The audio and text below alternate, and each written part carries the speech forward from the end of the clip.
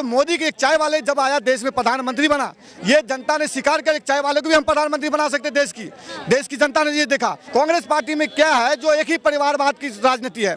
उधर चाय वाला एक केटली लेके खड़ा है, यहाँ माँ बेटे बेटी दामाद एक साइड खड़ा हुआ है एक चाय वाले के साथ। परेशान तो हमको कांग्रेस दिख रहा है मैडम। जो राहुल गांधी जो सोने की चम्मच से खाने वाला आदमी, कभी किसी गरीब के पास जाकर मिलने का काम किया हो? कभी नहीं किया। मोदी की सरकार में वहाँ पे यही हुआ ना। और अब फिर दूसरे नंबर केंद्र में सरकार है, गरीब आदमी है ना कटोरा लेकर के भीख मांग रहा है, उसके लिए रोटी पानी का कोई बंदोबस्त नहीं है। ये तो ना अपनी मौज मस्ती में डोल रहे हैं। और कलेक्टर थे क्या? नमस्कार, आप देख रहे हैं एनडीवी निष्पक्ष और मैं हूं आप सभी के साथ प्रियंका रॉय।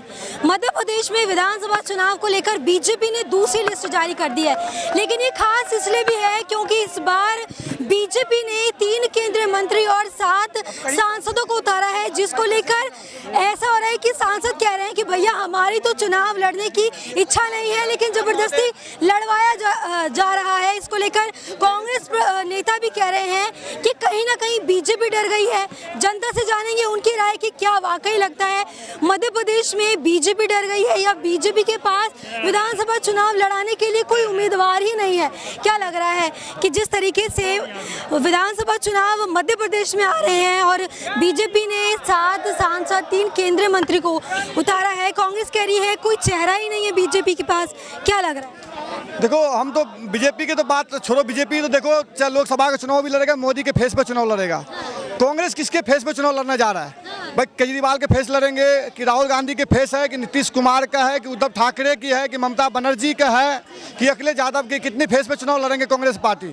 भाई मोदी फेस पे तो सब चुनाव लड़ रही है, सामने है जो मोदी फेस पे ही चुनाव लड़ा जाएगा। 2024 के लोकसभा के सीट में चुनाव लड़ा जाएगा। बात रहा विधानसभा की, मोदी जी ने ये बोला जो एक परिवार को हम एक ही टिकट देंगे, चाहे कोई भी हो, चाहे कितने बड़े, जब चुनाव हारे चाहे जीते, उसकी हार जीत की बात नहीं होता है। बात ये होता है अगर एक परिवार में 4 टिकट आप दे देते हैं, उसी एक सांसद हो गया, वही एमएलए हो गया, वही पार्षद हो गया, उससे दूर हट के और जो भी काज करता है उसको भी मिलना चाहिए, उसके भी हक की बात होना चाहिए, उसको भी राजनीति में लाने का काम कर रहा है। कांग्रेस पार्टी में क्या है, जो एक ही परिवारवाद की राजनीति है। उधर चाय वाला एक केटली लेके खड़ा है, यहाँ माँ बेटे बेटी दामाद एक साइड खड़ा हुआ है एक चाय वाले के साथ। परेशान तो हमको कांग्रेस दिख रहा है मैडम। आप कांग्रेस है, मैं बता रहा हूँ, वही राहुल गांधी जो गुड़काने वाला सूटकेस की माथे पे लेके मालगाड़ी में चढ़ के इटली जा रहे थे। पता नहीं किसी ने बोला भाई गुड़काने वाले सूटकेस है, इसको माथे पे क्यों ले रहे हो? फिर जाकर उसको उतारा। तो गरीब जनता का जो है दर्द जानने के लिए निकले थे, समस्या जानने के लिए निकले थे, और जो ट्रेन में ट्रेवल कर रहे थे वो भी आम जनता से उनकी समस्या जान रहे थे। बिल्कुल सही कह रहे हैं मैडम। तो लेकिन उस सूटकेस गलत जगह पर रख लिए थे ना मैडम। जो गुड़काने वाले से आप मान लो, अब गाड़ी खराब है, थोड़े 4 व्हीलर गाड़ी के माथे पर लाद के ले जाओगे आप, भाई वो बात नहीं है। हम आज आ रहे थे, 2 ऑटो वाले भाई साहब बात कर रहे थे, बोला यार राहुल गांधी भी आजकल गरीब आदमी के पास जा रहे हैं। तो एक ऑटो वाले बोला देख लो मोदी जी 2014 के बाद आए हैं, तो राहुल जी, सोनिया जी, प्रियंका जी, रॉबर्ट वाड्रा जी आज गरीब तक पहुँच रहे हैं।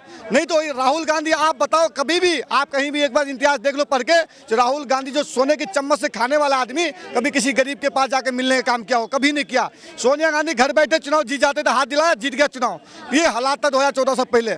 आज क्या है, जो मोदी के एक चाय वाले जब आया देश में प्रधानमंत्री बना, ये जनता ने स्वीकार किया एक चाय वाले को भी हम प्रधानमंत्री बना सकते देश की जनता ने ये देखा। राहुल गांधी के योगदान क्या है देश में? कुछ योगदान है। मोदी जी ने गुजरात के अंदर में 14 साल काम किया, सीएम बना, वहाँ पे अच्छे डेवलप किया है। आज भी गुजरात सबसे ऊपर खड़े हैं डेवलप में, हर कुछ में। कितने कटवा दे ये तो बता दे हैं भाई, हैं ये तो बता दे। वो गलत कटवा दीजिए वहाँ पे, मोदी की सरकार में वहाँ पे यही हुआ ना।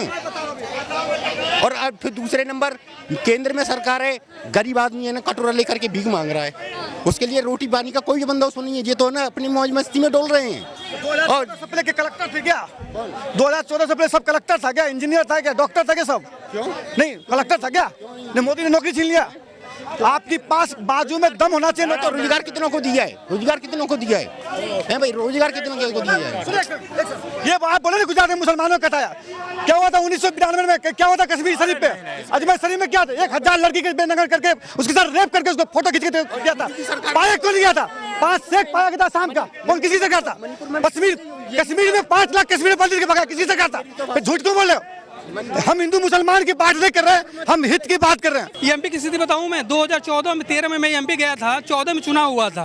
शंकर लालवानी जो अभी इंदौर से सांसद हैं, 14 में चुनाव हुआ था, लोकसभा स्पीकर माननीय सुमित्रा महाजन जी सांसद हुई 2014 में। 14 में जब चुनाव हो रहा था उस समय शंकर लालवानी जी गाड़ी चला रहे थे, सुमित्रा महाजन, मालिनी गौड़, इन लोग की गाड़ी चला रहे थे।